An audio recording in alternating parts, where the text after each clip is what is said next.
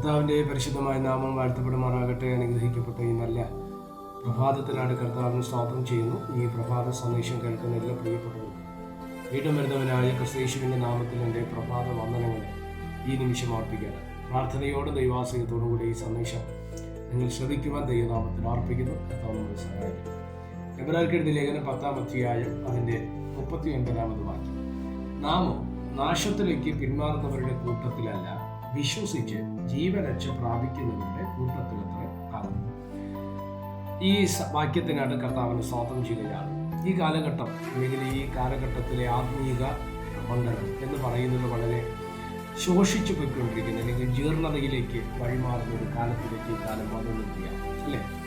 വിശ്വാസത്തെ ശക്തിയോടെ നിന്നവർ, ശുശ്രൂഷ മേഖലകളിൽ അധികാരത്തോടും അഭിഷേകത്തോടും കൂടെ നിന്നവർ, അവർ ദൈവകൃപയിൽ നിന്ന് അന്യപ്പെട്ട് പിന്മാറ്റങ്ങളിലേക്ക് അല്ലെങ്കിൽ പിന്മാറുന്ന തലങ്ങളിലേക്ക് പോകുന്ന ഒരു അവസ്ഥയിലേക്ക് ഇന്നത്തെ ദൈവസഭയും ദൈവമക്കളും മാറിക്കൊണ്ടിരിക്കുന്ന ഒരു കാലത്തിലാണ് നമ്മൾ നിൽക്കുന്നത്. എന്താണ് അതിന് കാരണം എന്നുള്ളതിന് വ്യക്തമായൊരു മറുപടി നമുക്ക് നൽകാൻ കഴിയുന്ന ഒരു ചിന്ത, വചനത്തെ ബേസ് ചെയ്ത് വല്ലാതെയും ഒരു ചിന്ത എൻ്റെ മനസ്സിനകത്ത് വന്നത്, വ്യക്തിപരമായ ദൈവവുമായിട്ടുള്ള ബന്ധം നഷ്ടപ്പെടുന്ന ഇടത്താണ് ഇത് വ്യാപരിക്കുന്നത്, അല്ലേ?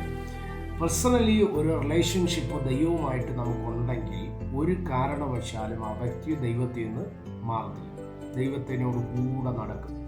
ഹാനോക്കിനെ കുറിച്ചൊക്കെ നമ്മൾ വായിക്കുന്ന സമയത്ത് ദൈവത്തോട് കൂടെ നടന്നതാണ്. അബ്രഹാമിനെ കുറിച്ച് പറയുന്ന അബ്രഹാം ദൈവത്തിൻ്റെ സ്നേഹിതനായിരുന്നു.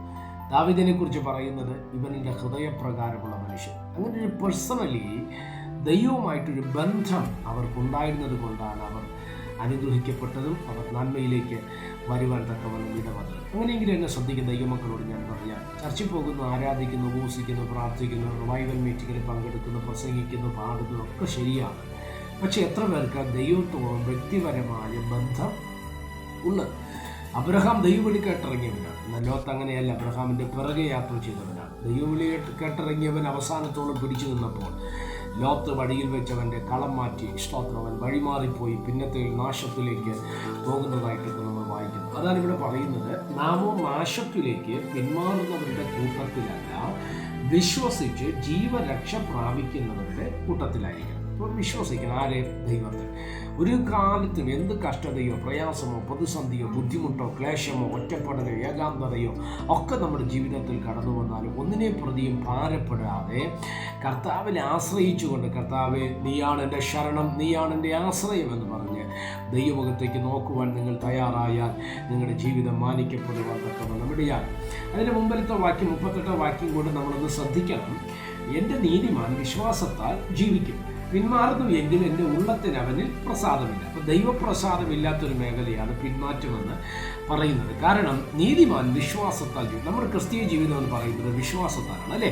അപ്പോൾ വിശ്വാസത്താൽ ജീവിക്കുന്ന ഒരു ദൈവവൈദ്യനെ സംബന്ധിച്ചിടത്തോളം എന്ത് ജീവിതത്തിൽ കയറി വന്നാലും അത് നമ്മുടെ ജീവിതത്തെ, ക്രിസ്തീയ ജീവിതത്തെ അത് അഫക്റ്റ് ചെയ്യത്തില്ല. സ്തോത്രം. ഇന്ന് നമുക്കറിയാം, ഇന്നത്തെ തലമുറ വളരെ സ്തോത്രം സുഖത്തോടെ ജീവിക്കുന്ന ആത്മീയ തലമുറയാണ്, അല്ലേ? കഴിഞ്ഞ തലമുറയെ അപേക്ഷിച്ച് കഷ്ടതകൾ ഉണ്ടായിരിക്കാം, ഇല്ലെന്ന് ഞാൻ പറയുന്നില്ല.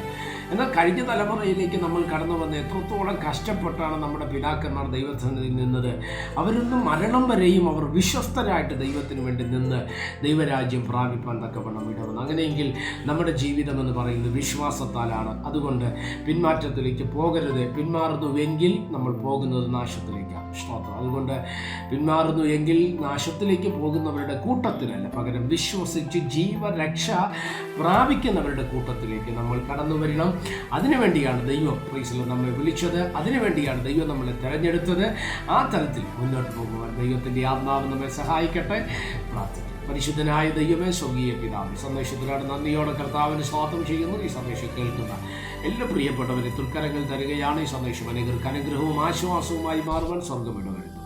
എല്ലാ മഹത്വവും കർത്താവ് യേശു ക്രിസ്തുവിൻ നാമത്തിൽ തന്നെ. ആമേൻ. എല്ലാവരെയും ദൈവം അനുഗ്രഹിക്കട്ടെ. God bless you.